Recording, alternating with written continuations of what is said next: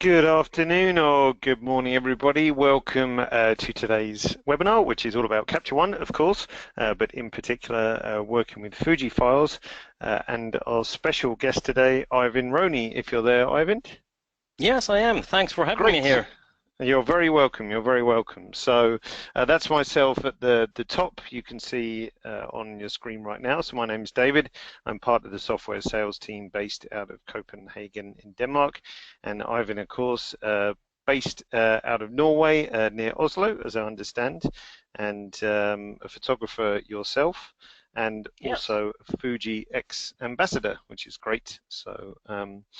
We've had quite a few requests for a while to have someone with a bit more knowledge about Fuji than I do, so it's perfect that you've come along today. So thank you very much. Yeah, thank you, David. It's always nice to watch these webinars, so it's kind of strange to, to be here. Yeah, now you're on the other side of the camera, as it were. Yeah, I am.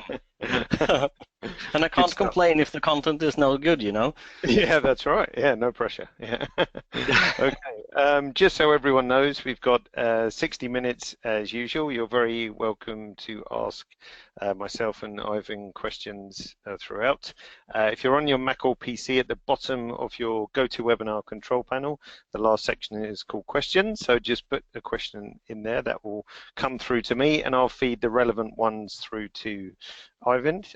Don't be upset or offended if we don't get to every single question. There is quite a lot of you, so I'll just stick to the more common questions and the ones that are relevant today. And don't forget, if you miss anything or you want to watch again, it will be up on YouTube tomorrow as well. Okay, let us begin in that case. And I'm going to attempt to go straight to you, Eivind. So let me just make you the organizer. Oh, no, not that. Make you a presenter, more like. That's not Eivind's screen, you're seeing, by the way. So we should be able to see Eivind's very soon. Yes, we can. Fantastic. So before we get into the guts of Capture One, so just to clarify, as we said, you're a photographer, you're a Fuji X ambassador, which means I guess you do activities on Fuji's behalf to talk about the greatness of the Fuji cameras and so on. Yeah, and as I usually tell people, I'm not using Fuji because I'm an ambassador. I'm an ambassador Of because I use course. Fuji. So I'm Yes. kind of, like a free-spirited soul, and I can say whatever I want about Fujifilm. And but I started using the cameras back in, I think it was 2013 actually, Okay, great. and I had mostly for the fun part of it, having a small camera, just shooting, and didn't use it on any assignments or stuff. But Mhm. I soon started to see that the raw files of the Fujifilm was a bit different than what I was used to. Absolutely, yeah. And there's always lots of talk about obviously the difference with the Fuji RAW files and how various different RAW converters interpret it. And of course, no two RAW converters are the same. We like to think Capture One does a good job with Fuji files, but it's more interesting to hear from guys like yourself who have real world experience, of course. Yeah, and for me it all started when I think it was early 2014, after having been using a small, rather compact Fujifilm X100S, I think it was called. Then I got Yes. my hands on a Fujifilm X-T1 early 2014, and I actually used it on an assignment, and I shot a cover with it, and I was let's say the file was somewhere in the line between me and going to print for the magazine when Hmm. someone suddenly said, "Why does the model have worms in her eyes?" And I zoomed into the file, and I said to myself, why does the model have worms in her eyes? So, and then I said, I can't deliver worms. That's not what I do. So I Sure. downloaded a trial of a Capture One 7, I think it was at that time, and I was, within 5 minutes, I was kind of blown away by the difference it made on my files. Great. So That's good to hear. Yeah, and it was, for me, I mean, everybody talks about the best lenses, the best cameras, the best tripods, even, you can have hefty discussions on what's the best bag, but as soon as you start, asking questions about advice on which RAW converter to use, you get called a pixel peeper. And so that's one part of it I never understood, So I tried this myself just to see what is possible to get out of the files, and I've tried different RAW converters, and for me, it's the Capture One solution that fits best, Great, great. Okay, well let's dive right into it. In that case, I see you've got a bunch of images in a Capture One session to look at, and primarily your work is portrait, beauty, fashion, and commercial. Is that a correct assumption? Yeah, I only have commercial clients. I don't shoot for anybody else but magazines and commercial clients, and I work mainly with people, lifestyle and fashion, not high fashion stuff, but catalog and editorials and stuff like that. And I also shoot more industrial subjects. But today I'm not only going to show people here, and the portrait side as well is a big part of what I do, and it's the first thing everybody kind of starts the discussion with is they ask me why do you use Capture One and why do you use it with the Fujifilm files, and one of the parts of this equation is the Fujifilm color. I'm sure you heard people people talk about it. Yeah, and you have Definitely. these infamous Fujifilm film simulation profiles and everything. And there are hefty discussions on why don't you just shoot JPEGs if you love Fujifilm files so much. But for me, that's kind of a funny discussion because it's not about JPEG versus a RAW file. It's two different things. And for my clients, I need to have a RAW file that I can interpret and have software that I can give it my look and my colors and my style and feel. The JPEGs out of the camera is more the engineers of Fujifilm's style and look and feel. So, but they are good. I have a couple of images here that's I have. I always shoot both RAW and JPEG. One of the reasons is partly because I can zoom further into a JPEG in the camera. So if I only shoot RAW, I can't zoom that far into the file when I'm out in the on the shoot. Okay. But usually I just throw away the JPEGs, except for personal work. But here's a RAW file. It's it's nothing been done to it, and here's a JPEG file, and it's not a big, it's there are some slight variations in color and everything. This is kind of a rather standard profile from the Fujifilm cameras. I'm going to talk a little bit more about those profiles later. But as you can see, the starting point between a RAW file and a JPEG, it's there, but it's not very big. It depends on the profile I choose, of course, but you get nice results out of the camera. The RAW files are like any other camera, a little bit flatter and things like that, but I can't deliver a JPEG file to a client because if I did that, they could, basically do the job themselves. No, I think all the manufacturers, Fuji, seem to be doing a great job of in-camera JPEGs, which is fantastic. But there's always that little bit more to be had from the RAW file, of course, as we know. Yeah, hopefully. it is. And that's part two of the thing I love about let's say the Fujifilm and Capture One combination, because I feel these two walk kind of hand in hand to get the results I want. And the second part, when we have colors as one part, and the second one is the way the sensor renders details and sharpness. I think that's quite a bit different than other cameras, and I don't know how much your software has to do with that part of it. But I think the Fuji files look a little bit more, analog in a way. They're not that clinical and digital, and they don't look like a Pixar movie, Yeah. And for me, that's a good thing. I like files that have a little bit more organic feel to them. I hear people talk about it, and I feel that the Capture One software pulls out the details and the sharpness of the Fujifilm RAW files slightly different than other converters, and it hasn't got this clinical sharpness. It's don't misunderstand me. It's not that it's not sharp, but it's sharp in a slightly different way. And Yes. I've shot Nikon and Hasselblad digital cameras too, but I prefer the rendering of the Fujifilm sensor combined with the the Capture One combo. Excellent. So Good to know. yeah, I think so. And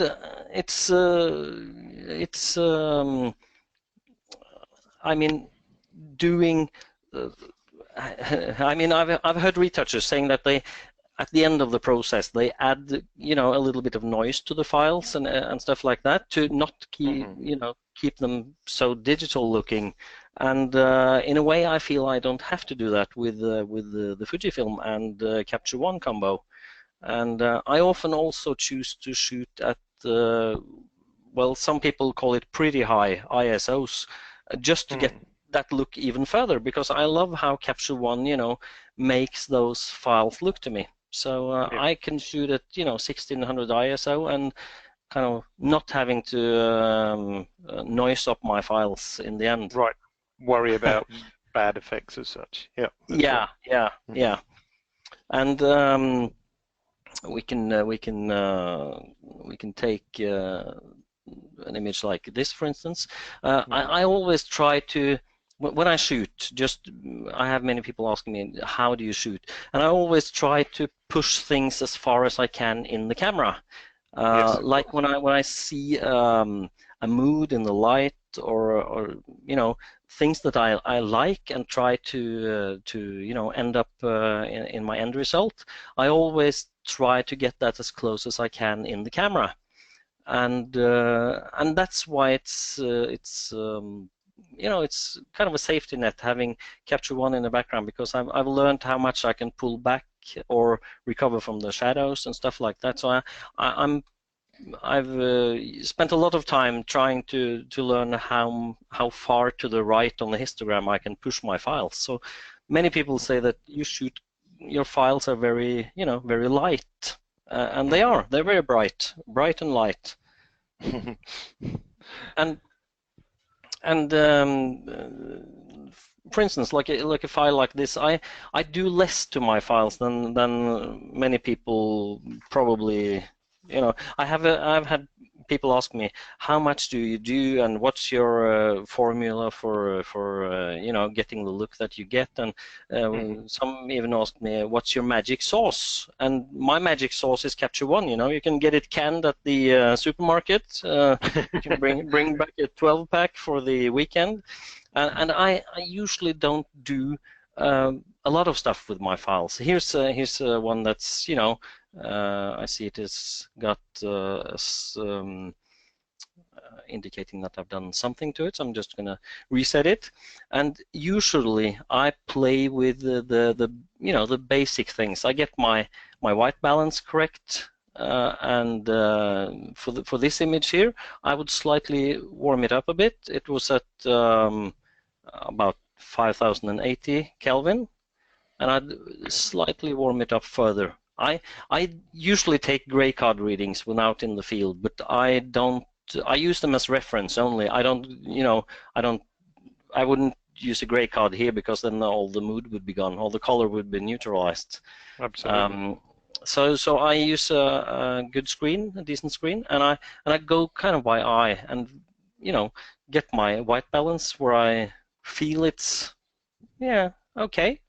It's slightly warmer than the camera delivered, and then I start playing with the usual stuff, the exposure and contrast and brightness and saturation. But one thing I have actually changed in my default settings in Capture One, it's found in the details pane here. That's in the noise reduction settings here, and I think the default value for the luminance noise reduction is 50. And I find that to be a bit too high, actually, for my taste. Okay. I've set it down to 10. That's my default. This is, I think this is an old XT1 file, I think. But I've done that with both the XT1 and the X Pro 2 and the XT2, and so both the X-Trans 2 and the X-Trans 3 sensor. So I've dialed it down to 10, and luckily it's easy to, you know, just save that as a new default. So I don't have to think about it when I import new pictures. Exactly. Into Capture. So yeah. for everyone watching, if you set what Eivind's done there on screen, any new XT1 image that comes in will use those defaults instead of our defaults, which is 50-50-50 by default. Yeah. But looking at your image on screen, even with webinar compression, it looks perfectly fine with those settings. So yeah, if you don't want so much noise reduction, as you see, it's easy to change. I've actually found on some images, and this on the on the cheekbones of the model, or people, not the model, but people in general. I've often found that having 50 here creates, it doesn't look as smooth as it should be. It's kind of like it's creeping in some artifacts at 50. That's at least that's what I think. But I've dialed it down. Here's another image. This is an X Pro 2 image. I haven't saved the default for X Pro 2 because I had a recent reinstall, but I'll pull it down to 10, and you just, save as defaults and apply, and it's, now all new images coming from an X Pro 2 will be 10. So it's a nice function to be able to tweak settings in Capture One like this. And I don't know if you edit these as well, but Jan was asking, or Jan, sorry, do you go with the default sharpening, or is that something else you play with specifically for Fuji files as well? Because there always seems to be a lot of discussion around, for X-Trans files, you need to do very different sharpening compared to your traditional files as such, or non-X-Trans files. Yeah. Yeah, and you have, I've seen other methods on other pieces of software where you kind of go, instead of going up on one slider and down on the other, you kind of turn everything upside down from what people are used to. But I'll let you in on a secret, and that's the secret is that I actually stopped sharpening my images in 2014. Okay. I use the default sharpening, and I very rarely do anything about it, It's sometimes I dial it slightly down.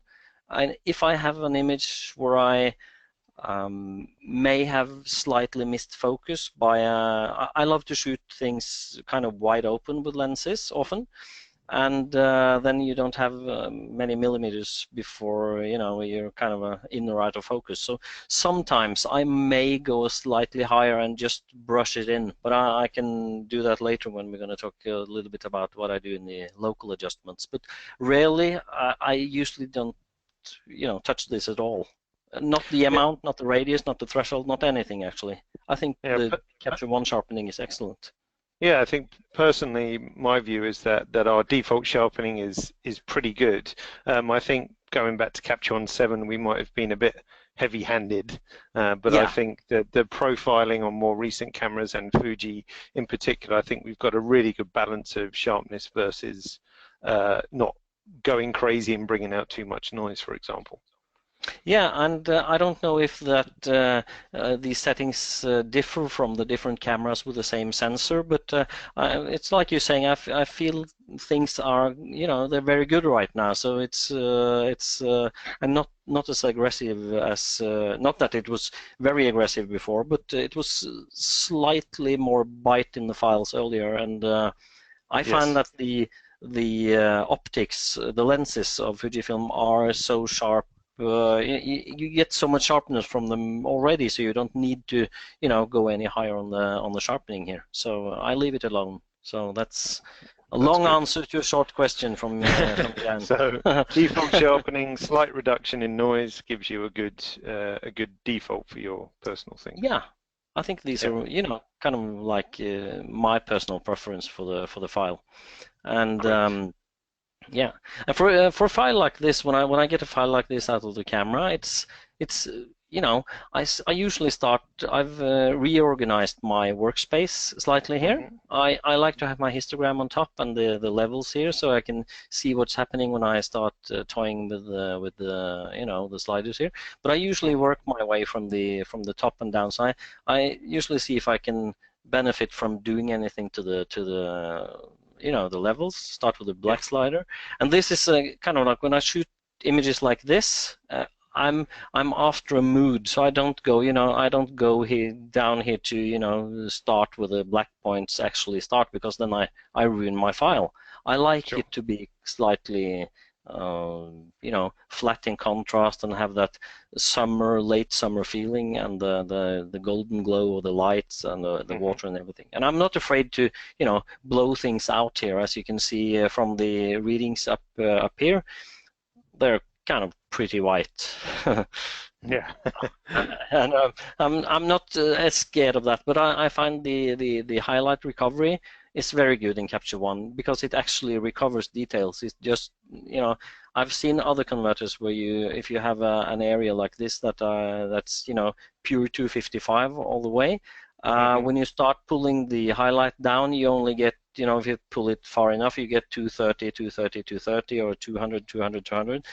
It actually pulls back details in Capture One. It's, of course, there's a limit on how far you can go, or what you Absolutely. can recover, but usually you find details in areas that you probably would have thought were lost.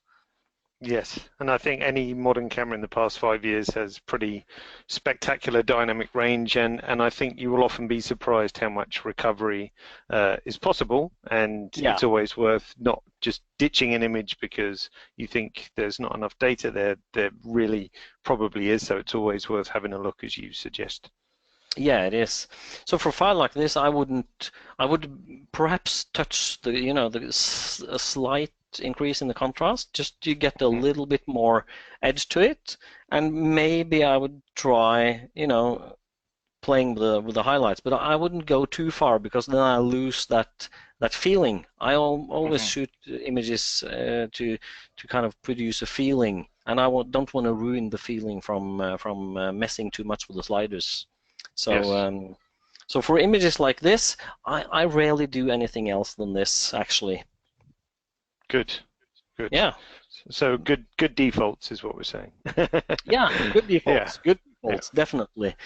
And I But I also guess have a, there's some other cases where you need to do a little bit more, I would yeah, assume.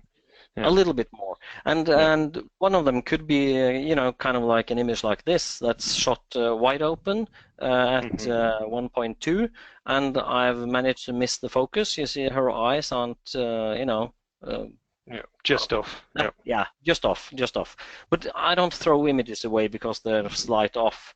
And for an image like this, when I kind of, I would do the same things as the other, because these two are, quite similar in the look and the feel and everything. But in Capture One, I have these, you have these great local adjustments, and those Yes. to me are, it's kind of like magic, having layers in a raw converter. Hmm. And I think that's a good analogy. If you know layers in Photoshop, it is not identical, but somewhat similar to the process, I guess, in Photoshop. Yeah, and that means you can take your images quite far in the raw converter. And for an image like this, I would, I could create a layer for the eyes if I would like to try and get them sharper. Hmm. And you could go into the sharpening here, but as I said, I rarely touch the sharpening when it comes to Fuji files. So Hmm.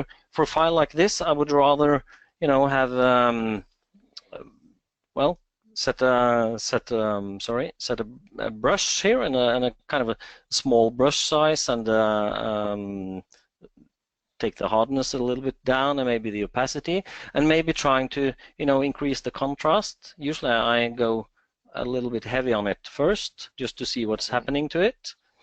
And I can see, is it it doing anything to my file here at all? Maybe I should try adding some clarity and some structure. I can see, can I recover stuff here? And I feel like I can, I use with the adjustment layers here, I try to go as far as I can without, starting to introduce artifacts. But I feel that the Fuji files can handle, pretty much a lot of a bit more abuse. yeah, a bit more abuse actually, so for me, this is part of the magic here, and it's not specifically for the Fujifilm files, of course, but but for me, this part here is, it's worth. This alone is worth almost, changing to Capture One for me, having this ability. The only thing I miss here would be the ability to turn the kind of, if we should take the analogy to Photoshop even further, it would be nice to be able to have a kind of like an opacity or a slider controlling the effect of it from 0 to 100 or something. Yeah, that would be very nice. I think my advice for that, maybe if you right click on the eye again so we can see the brush parameters.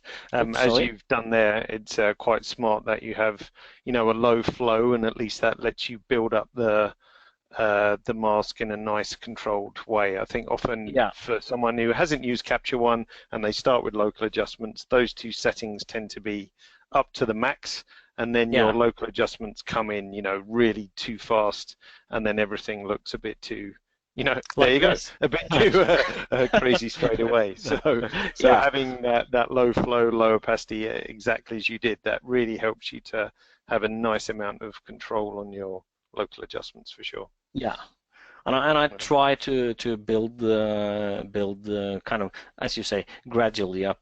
And thankfully, I feel that with the recent versions of Capture One, you've started to implement more and more X-Trans functionality, because a couple of these things, like here, the auto mask and things like that weren't, I think. Those are available now for the X-Trans, right? Correct, yeah, because from version 10.1, which wasn't out that long ago, we added a whole bunch of stuff for X-Trans. So, for example, auto mask, LCC creation, which is a niche thing but useful. Performance-wise, if you've used Capture One in the past and thought it wasn't that fast with your Fuji files, we've now added OpenCL acceleration for Fuji, which uses your graphics card. Lens corrections have been improved as well. So a whole bunch of stuff happened just for Fuji in 10.1. So if you're still on version 8, 9, or 10 even, make sure you update 10.1 to get the full benefit. Yeah, it's if it's been kind of like two different worlds, going from version 7 to 8 or 8 to 9 or 9 to 10, and even the incremental versions of Capture One. So I always look out for, are there any Fujifilm enhancements, and LCC is another thing I use often. So so this here. It's I did a double woohoo and a backflip when I saw this was added to the X-Trans sensor. So we're getting there. We're getting there. It's just getting better and better, So I love it. And compressed file support as well. That was another thing we mentioned, and we did have a question from Martin actually. Asking about compressed RAW handling, because yes, we support the compressed RAW files. I don't know what you shoot, Eivind, but it is slower to use the compressed in Capture One because we have to uncompress it, of course. With the uncompressed files, we don't have to, so it'll be a bit quicker. So I guess you have to decide what's more important. Do you want to fit more images on a card, or do you want to have faster operation in Capture One? That is your deciding factor, really. Yeah, and for me personally, I don't shoot compressed RAW files. I don't know if it's true, but I also imagine that the camera just have to use some kind of processor power to actually compress the files in camera, and memory cards have become they don't cost a lot of money anymore, I think. So I just shoot uncompressed, and I'm happy with that. Great. Yeah. Another question from, before we look at another image, another question from actually a few people. Dylan for one, who else was it? Anyway, a few of you was asking about the Fuji film simulations in camera. Do you miss those in Capture One, or do you have a workaround, etc.? I only use RAW files for my commercial work, but of course I do miss them because they are great. Because Fujifilm has they have a long tradition in making films. I mean, the actual rolls of film, and they've also done quite an impressive job of converting those to in-camera profiles. And even though they're not 100% as the films used to look, they're as good as a digital version can be, I feel. And I would really like to have them in Capture One. Of course I would, because sometimes you can take an image and quickly see what direction you want to go in, and I use that in the camera to get when I'm playing around, playing around to get a feeling. I usually try and shoot with different profiles, but there are third-party profiles. I'm not sure if I'm allowed to say this. I was going to mention that. I was going to mention that myself. That some diligent Fuji user has actually made a bunch of Icc profiles for Capture One to mimic the Fuji film simulations. I'll have to try and find them, or maybe you know where they are. There we go. Look at that. Yeah, and I wrote a blog post yesterday that I published about fantastic. That with two links, and you can find here's my blog here. I wrote a blog post where I'm linking to two different sets of profiles for the both the XT1 and the XT2 and the X Pro 2. And going for an image like this, for instance, if you would kind of like to have a play with what could a profile give me? When you install them in Capture One, it's a pretty simple process. You just drag and drop them into a folder, and I've written where to put them on my blog post. And then they in the base characteristics part here, you get ordinary. You don't get many options here, but here you have all the Fujifilm. You have the Acros ones that are black and white, and the ARGB that it's an Adobe RGB profile. It's not an sRGB. So here you can click and see if you.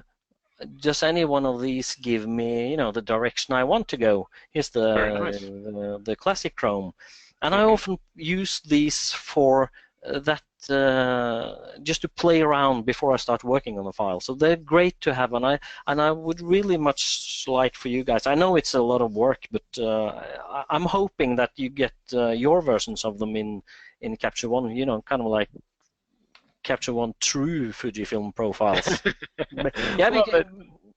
I guess there's no reason why that can't happen in the future. Someone was asking Bud, I think if you'd use the Capture One film styles, we've just released some, not film styles, Capture One styles, and there's no reason why in the future we can't release things that relate to Fuji, Sony, or any other simulations out there. So there's always that possibility.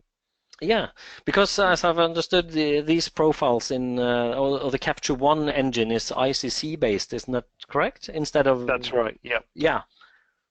So having because honestly, I haven't compared these profiles that I've downloaded. I haven't compared them to the camera, the inbuilt camera ones, or the. I know that the Adobe products have like Lightroom. You can apply the profiles. I don't know how accurate these are, but for me they look pretty good actually. and often I use them as a starting point, you know, kind of like going with a classic chrome profile here, and then you can start, you know, tweaking and see, do I want even more contrast, because you know the classic chrome has a slightly more punchier look to it, and what's okay, I don't want to blow out any skin here, so I'm trying to maybe pull back the whites a little bit or the highlights a little bit, and maybe tighten up the blacks even more, like this. And you can start working on some local adjustments around her eyes and stuff like that. And so it's a great starting point to do that. And I also have one of the things that, you know, makes Capture One such a good tool for me is the possibilities for working with colors. When we're speaking of Fuji colors, because one thing is to have the Fuji colors and just accept what the Fuji engineers are giving you, but using that as a starting point and taking it even further, that's when the fun part starts. So doing a raw file and start to use maybe the color balance tools here. I listened to a webinar once with a guy called David, and he had some advice on you know, setting up workspaces for when you're working with the color balance tools. You can have one for I've set up one where I have the master and one wheel for each, you know, the shadows and the midtones and the highlights. So I can start playing around with this and see, do I want to add some colors here, or do I want to sorry, that was the in the shadows here, do I want to take that towards the blue side, maybe pull it back up? And I've even found that this tool, the slider here, that's great for working with contrasts, you know, in the shadows, midtone, and highlights. And it's even though you don't apply any color toning to it, you can use it as a tool for adjusting your contrast in all these three different levels of the image data, and that's pretty cool. Definitely, and as you say, if you don't touch the color at all, if you don't understand curves or don't want to use curves, but you can understand a simple slider that makes shadows, midtones, highlights brighter or darker, it's actually a really nice way to work with contrast. Yeah, and I think for the guys working with video as well, they're used to these wheels, you know, dragging the colors in all different directions. So I often use these wheels just to play around with the contrast as well, and that on top of a profile can easily give me a look I'm after, without having to rely on a set of, you know, presets or whatever. Absolutely, absolutely. And if anyone listening hasn't tried the color balance tool, I mean, don't be afraid to use it. And it's very simple, as we just spoke about contrast, and in terms of color tint, is just drag the central point to the color that you would like to do. So it's really doesn't take any educational time to do so. No, it's very, you know, it's very intuitive to use, and it's very easy to sit around and play with it. It's I often do my toning with levels and curves instead, but it's much more intuitive when you're sitting around, and if you don't know which direction to go, it's more, you know, this is easier to kind of use for just playing around. Definitely, and if again you're a bit scared about using it, then there's also some built-in presets in the color balance tool itself, which will you know, give some, there you go, those ones there. So if you're not sure where to start, that's kind of a good thing to look at, because then you think, well, I like this, but maybe I just would prefer my shadows a bit more something else, and then you can use those as a start point and move on from there. So again, have a look at all the built-in free presets that come with Capture One, just as good little starting points too.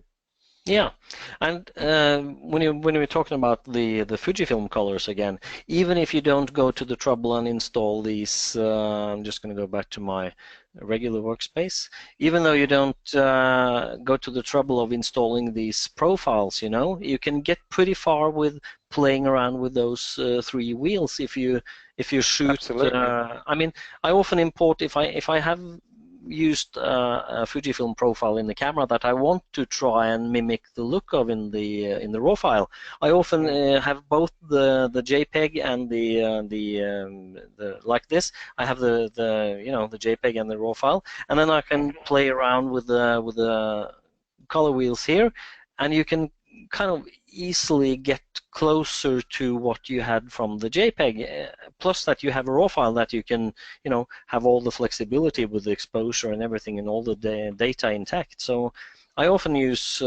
those two together if I'm playing around and trying to match the Fuji color. Yeah, and there's no reason why you can't do that, and yeah, just save that as your own style or preset, and then you can use that again and add your own personal flavor, of course. Yeah. Yeah, definitely. And I can take an image here just to show you. This is a before image. This is a raw file straight out of the camera, and this is my final TIFF. This has been through both Capture One and Photoshop. So this was the starting point, and this was the end point. But the funny part is that if I go to the Fujifilm, the simulations here, and I start looking around here, I can actually get pretty close with just a few profiles. I found earlier here that one of the profiles, no, sorry, wrong image. It was this image here. I found this image when I don't have the before and after, but I found that the Classic Chrome profile that I applied here, the Classic Chrome Adobe RGB. When I selected that one, I thought, that could have saved me quite a lot of post-processing time, because this image that you see on screen now is pretty close to my final one that's been been all the through Capture One and Photoshop. Yeah. So you can get some interesting results with these profiles. So try them, download them, and install them. I have one of those two sets installed, and I don't want to have I don't want this here to be too cluttered. So if I had kind of like 20 profiles, that would be too many for me. So I have one of these sets. And it works fine. Sometimes less is more. Eh? Yeah, definitely. Just going back to what you said about Photoshop, Geir Edsgaard asked earlier, at what point do you stop in Capture One and then need to use Photoshop? I try to get things as far as I can in Capture One, and I also try to, when we had these two images, I try to get as far as I can with the color adjustments and everything here. I try to, commit to the color in the raw processor instead of earlier. I used to kind of not do many things in the raw converter. I tried to, adjust the contrast and just making sure that I had all my data. I wouldn't blow out the highlights and stuff like that. Sure. And then I did all the toning and stuff like that afterwards. Now I try to utilize the raw data that's in the file and do all the color stuff in here. And of course, the retouching and things like that, cleaning up and cleaning up hair, and if things are kind of messy, I try to do that in Photoshop, or I have to do it. I have actually tried doing retouching here as well, and you can get your files pretty good just with clone and heal layers, but you start to get a file that's it's slowing things down. It's easier doing that in Photoshop, I think. Yeah, I agree. I think our clone and heal stuff is good for removing kind of annoying objects and things like that. But if you're doing a full retouch, then of course it makes sense to go to Photoshop. But it's great to hear that you do all the color work in Capture One. And I think traditionally people have not done that, because if you've come from Photoshop, then you know that very well, and you know how to color tone and so on.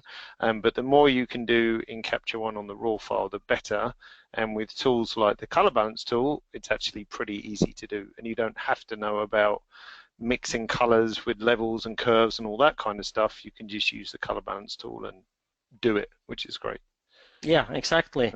And but I also do things like kind of pulling out details from her hair. As you can see here, I have the hair is much crisper, and I do that in Capture One by applying a new layer. Let's call it hair, and using things like the clarity and the structure. I'll just often I pull the slider all the way up just to see what kind of effect I get, and then I take this to the maximum just to see, is that the effect I'm after? And I can go here and see, okay, if I pull the clarity or the structure, things like that. So I often go in and pull out details from a file with brushing in stuff, not with a full effect like I'm doing here. This is just for just to show. But now you can see the hair is kind of closing into the other image here. Way too much, of course, but just for demonstration purposes. Yes. And I also use these layers here to, if I have to, do things like the uniformity slider to get skin tones up and running. And if I do that, and I start pulling lipstick the wrong way, I can go back and have layers that kind of takes care of all that stuff. So for the series I did with this image here, I think it's about 10 images. I had layers for the background, for the hair, for the lips, for the skin, for the eyes, all done in Capture One, and then I only had the slight retouching and cleaning up in Photoshop afterwards. So it's the pixel retouch, I guess, in Photoshop, as opposed to color and so on. Yeah. Yeah. So it's so nice to have all these tools available for playing around with, and especially when you combine them with the profiles to start seeing things, kind of like to get the direction you want to go in. Yep. I've got a question from Harwell, and I don't know anything about this, so no pressure. Harwell was saying, since in-camera noise reduction affects the raw file, I don't know if that's true or not, do you set your camera noise reduction to the minimum value as well?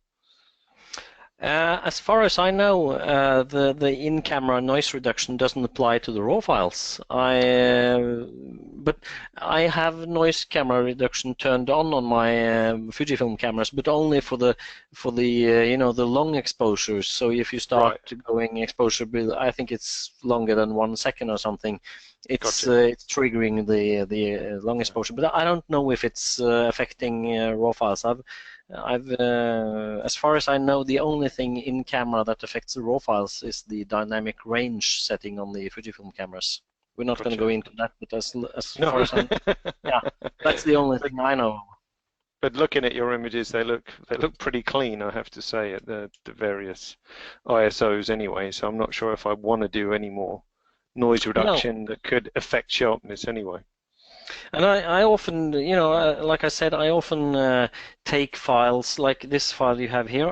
I shot this at ISO 1600 just to make it even more analog and film-like, because the way, I don't know if other RAW converters do this, but the Capture One RAW converter, if I shoot high ISO, it looks more like film grain than digital noise. So this series and this series here, this was shot at ISO 1000.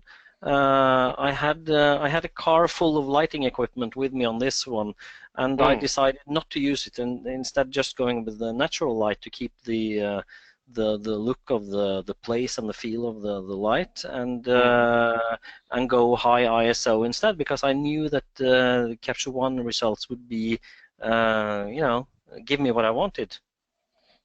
So can we see 100% on that one? Just out of, not that we're pixel peepers. No, but yeah, it's pretty nice at 1000 ISO. Yeah. Yeah, it is. It's kind of like, and this is again shot at oops, pretty high aperture at 1.6. 1.6. So it's yeah. So I probably could have gotten, you know, a little bit more sharpness out of it. But for me, this is sharp enough because this was printed A4 in a magazine, and I know that when it's ready. Here's taken a little bit further than I usually go with my files, but it's in print. It looks very sharp. I have it in 30 by 40 hanging on 40-50 hanging on my wall here at my office, and it looks Nice. very good in print. And then I don't have to add things like, you know, a little bit of noise and stuff. And high ISO and Capture One and Fujifilm also, you know, you get away with less retouching because you get skin that's a little bit more, you know, clean. Yeah, pastel and soft. Yeah. Yeah. I've heard that, you know, the 100 megapixel cameras, they're kind of like the retoucher's nightmare because, you know, you Yeah, can see everything. We don't miss anything. Yeah, we don't miss anything. So, little question on lens. Lens corrections as such. I mean, depending on the Fuji camera, can you go to the lens tool for me? Because there was a couple of people asking about lens corrections, and you'll see you don't really have to do anything. We have manufacturer profile because the likes of Fuji are smart enough to put the data that we need for lens corrections in the raw file, and then we can simply use that. So there are, depending on the camera and lens, there are sometimes some restrictions. You can choose to do various options as you see there. So there is some limitations with some of the lenses, but if you see manufacturer profile, then it means we're carrying out basic lens corrections on your behalf as such. Yeah. And as you can see there, yeah. Here you can see the chromatic aberration, and on this one you can see also if you go to the straight out of camera, these aren't done anything with, but this has obviously had some kind of lens correction done in camera that differs slightly from the raw file. But it's nice to have all these little things in place too, you know, with the newer versions of Capture One. Yeah, so and we don't. And it also means that we don't have to physically have the lenses in Copenhagen to profile them because the data is already present in the raw file. So that's a nice little bonus for Fuji users. Sometimes we have to do a bit of manual work to get it to apply, but generally you can be assured that the manufacturer profile is doing its job for your lens corrections. Yeah. Yeah. It's and all those things together, you know, I'm pretty sure that if I had one of these files in Capture 1.7, you would see quite a bit of difference when you started studying or pixel peeping. So definitely. It's really come a long way with the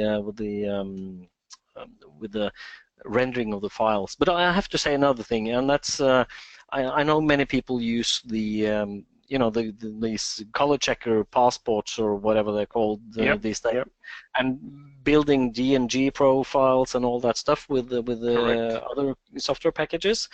Yes. We're not going to name drop here, but I did a test recently. I did it 3 years ago, and I did it again. I think it was 2 months ago or something.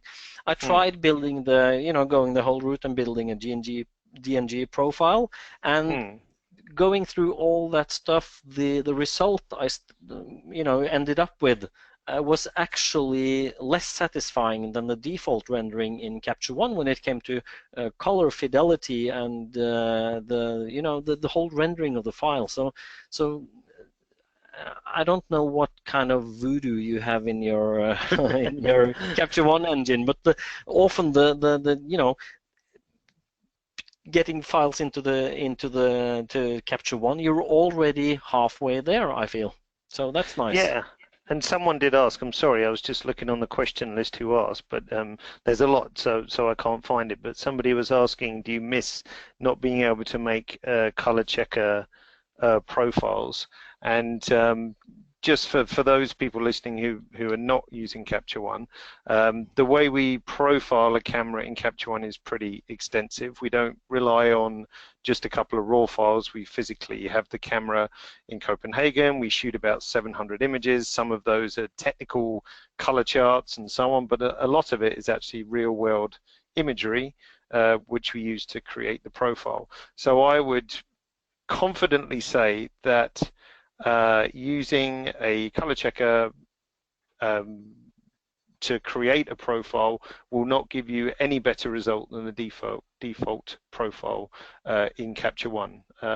You can, of course, reprofile your camera. You can make ICC profiles by shooting targets and building ICC profiles and using those in Capture One. You can't do it within Capture One, like there's no tool to read the color checker and so on. But if you want to use other software to make ICC profiles, you can. But I would be very skeptical if you would actually do a better job. It's not easy making profiles.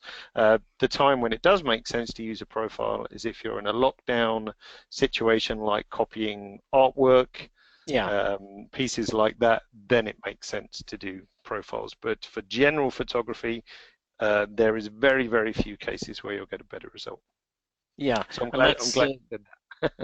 Yeah, and that's important. The thing is, you just said that, because if you have to have 100% color accuracy among all the colors you shoot, like artwork or some high-end product photography and stuff like that, then I understand that you can't in any software use kind of like a generic profile or a camera-specific profile. You have to build it from scratch.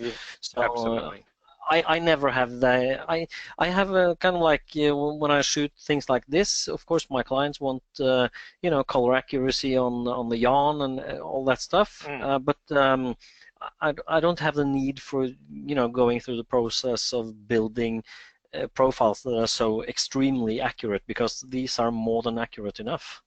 Yes, and there's mathematically correct color, and there's color that's nice to look at, and that's two totally different things. They're not mutually exclusive, unfortunately. So, I mean, even in our Capture One application, which is specialized for art reproduction for museums and galleries and government institutions, the profiles in there which are made in the factory, if you score them with an online system that measures the profile against actual measured targets, they still pass very stringent color accuracy tests, even though they're built-in profiles into Capture One. So we certainly know our stuff with color profiling. And it shows when you use the software. It really shows the time and effort that has gone into building these things. And I also understand, because I was a bit frustrated in the beginning when I used Capture One, and I saw that when a new camera came out, instead of other kind of software they often supported before the camera is out in the stores, and with Capture One it usually can take a week or two or something like that. But I now understand it, because I talked to one of your guys a couple of years ago, and he said, well, we build these things from scratch, so it's not just some generic things in a rendering engine. Absolutely. There was a couple of other questions before, we're nearly out of time. Quite a few people were asking about tethered capture. Capture One does support tethered capture for some cameras, Canon, Nikon, Sony, and Phase One, of course. Would be strange if we didn't support our own cameras. But I know you did. I think you did a blog post, or someone listening also mentioned a YouTube video where you show how to use Fuji X Acquire, and the hot folder functionality on Capture One to do that, basically. Yeah, I would of course like, and I cross my fingers and hope that one day we'll have native. No, you don't. I might win the lotteries as well, No, but I of course I would like to have fully fledged Capture One tethering, because I know how good it is, because when I shot Nikon before, I always used Capture One to tether to, and you you had all the camera controls and stuff like that. But using the free X-Acquire software, which is basically nothing. Yeah, the X-Acquire has been free. You have other kinds of software that works with Lightroom that cost money, and you also have an older piece of software called HSV5. But the X-Acquire, that's free. You can download it from the Fujifilm site, and it's nothing more than a small program that just saves files to a location. And if you set up, I always work with sessions in Capture One. Typical session for me would look something like this. I have made it as a template. I have a folder for research, one for my raw files, previews, selects, work files, and my finished ones. And when I start the X-Acquire, I just point it to the raw file folder, and I do the same thing here in Capture One, and the files just pop in, and it's a fast solution. But of course, you don't have any camera control. I made a few videos on my I made a few videos on my YouTube channel. You can find info about it on my blog as well. So where I show how to set it up and how to use Capture One to do just that. So I shoot a lot of tethered work into Capture One. I shoot a lot of my location work is tethered. Fantastic. And the acquire speed is pretty good from capture to seeing it in Capture One. Yeah, sorry. I did some speed tests with the Lightroom software, and I think shooting 20 images from the XT2 took 1 minute and 40 seconds to get into Lightroom. And using Capture One and the X-Acquire, those same 20 images took 38 seconds or something. So it's very fast. Okay. That's it's very fast. So, it's not the speed that's the limit anymore. The images almost pop in faster than you shoot them. So it's kind of like less than 2 seconds per image, and it has very little to do with the hardware because I tested it on a very standard laptop, and it was almost as fast as a faster machine. So it's all software that does the magic behind it, I think. And 2 seconds is pretty good per image because some cameras that tether natively shoot at about that speed. So that's a really good transfer rate. I think so. Once Fuji Acquire has written it to disk, Capture One will pick it up pretty rapidly. So really the bottleneck is how fast it comes from camera to disk. I think Lightroom's bottleneck is that it has to write to card first and then transfer from card to computer. So you have double the data being written as opposed to Acquire, which will just bring it straight to disk, I think. So especially if you're getting that kind of transfer speed, that's really good. Yeah, but the X-Acquire also lets you save to the card, so you can have even if that saves both the JPEG and the RAW file, and you bring both the JPEG and the RAW file over, it's just as fast as just sending the small JPEG, and that's the weird stuff about it. It's very fast. So yeah. That's great. Andy was just asking Fuji X-Acquire, it's Mac and PC. I said it's both, but I'm pretty sure it is, isn't it? Yeah, it's both. It is. So and it's free which is good because I remember I think initially you had to pay for it, which was a bit annoying, but that's great. That was another piece of software. The X-Acquire was released earlier this year, and they made that free from the release, and that's a good thing. So X-Acquire has always been free, but that's the newest piece of software. It can be a bit confusing to use because you never see it actually. You only have a preference window. So there's when you started, you don't get some software popping up on your screen. So it ends up as an icon down in the the area here or up here on the Mac. You get the icon that's saying, "Ooh, X-Acquire is running." So X-Acquire and Capture One, that's a good solution if you want to shoot tethered. Great. Last question from Gillis or Giles. Sorry, just wanted to see the shot of the woman in the mirror. He didn't say why, but Does he mean this one?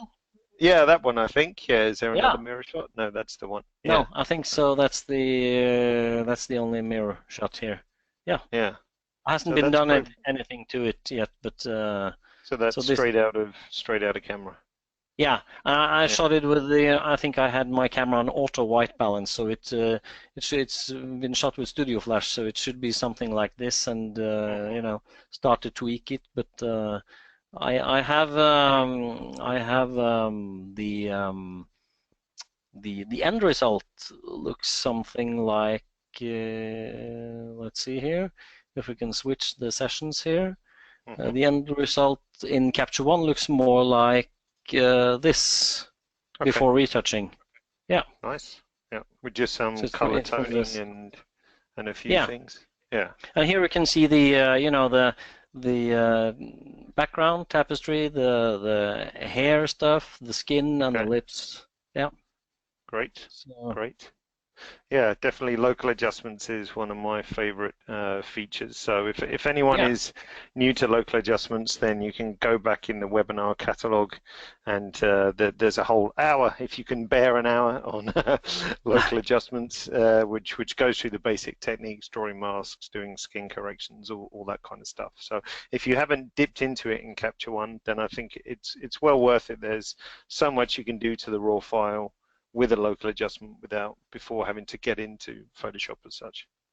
yeah, and it's so much better to pull all that stuff out of the raw file with all the information, Definitely. because even if you export as I always export my files from Capture One, I always export as 16-bit TIFFs.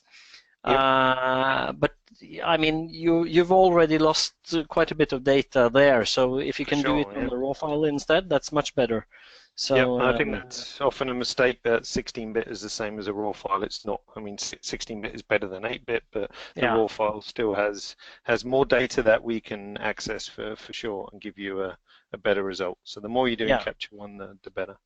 yeah, it Um, is. well, well, sadly, we've run out of time and gone over time. Do you want to bring Ah, up your image with your links on there with your various different section? We'll leave that up on screen. this one. So, yeah, that's the one. I'll type them in the chat window as well if people want an easy way to copy paste. I just got to make sure I get your name spelled right. Yeah. And the I, ice.no. I And put you my also do a website. few workshops in around Europe as well. Is that correct? Yeah, I do quite a few workshops. I'm also a Last Light ambassador, so I'm quite busy teaching people about both photography, post-processing, and lighting. So it's I wish we had more than 24 hours in a day, because there's so much fun stuff to do. Yeah, So definitely. There really yeah, so is. workshops are fun to do, because I mean, I've spent well, around 20 years doing this stuff, so it's Okay. if I can help people avoid some of the all the mistakes I've been doing, that's nice. Yes, definitely, definitely. Well, I'm just gonna steal. Hopefully, everyone's got that or copied the links or taken a snapshot. So I'm just gonna steal um, the the screen back to myself. My screen's not nearly as interesting as yours, I'm afraid. Well, we'll So never know. let's just. So you should be able to see my screen now, I think. So let's go next slide. If you're interested, next week it's just me, I'm afraid, no guest, but we're starting a new series which is basically raw workflow for different subjects. So Ah, next week cool. it's going to be all about portraits. Yeah, so it was a request from a webinar watcher actually, because at the end of the webinar you can answer a survey and you can put in your request for what subjects you'd like to see, and something that was requested was more sort of stuff on raw adjustment, and in particular for different things. So Yeah. next week we do portrait, which will be actually a lot of the stuff you spoke about, Eivind, about local adjustments for skin, hair and eyes and those kinds of things, color toning with the color balance tool. So a lot of the stuff Ah, that we great. saw today you can see again. Yeah, and then not necessarily, it's camera agnostic, so it doesn't matter which camera you use. It's universally applicable as such. Yeah. So there we go. So many thanks, Ivan, for your time today. Well, the pleasure was all mine. Thanks for having me. Yeah. That's all right. An hour never seems long enough in hindsight. And of course, Capture One's a deep application. There's so much you can do.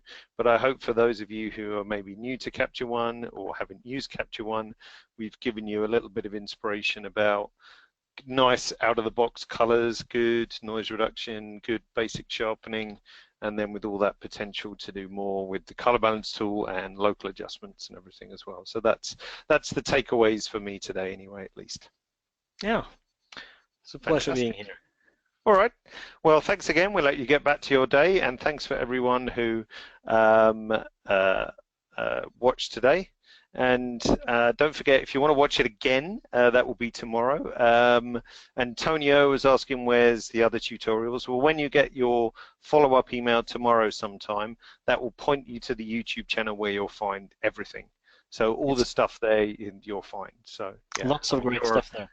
A regular visitor yourself, aren't you? So that's perfect. Yeah. Yeah. It's a great source of knowledge and inspiration. Fantastic. And the blog as well, so blog.phase1.com. Someone was asking earlier, sorry, it was Moses, I think, about advice for Lightroom users. If you go to our blog, blog.phase1.com, I'll type that in, blog.phase1.com, and just put in the search box Lightroom, you will actually find a bunch of articles about transitioning from Lightroom, and I add not written by Phase One, written by photographers who've done it. So it's not biased, yeah. Or maybe only a little bit, yeah. But it's from a photographer's perspective, not Phase One employee perspective, which is very different, of course. Great. All right, Eivind, thanks very much for today, and we hope to see everyone else soon. Have a great summer. Okay, you too. Take care. Bye now. Bye.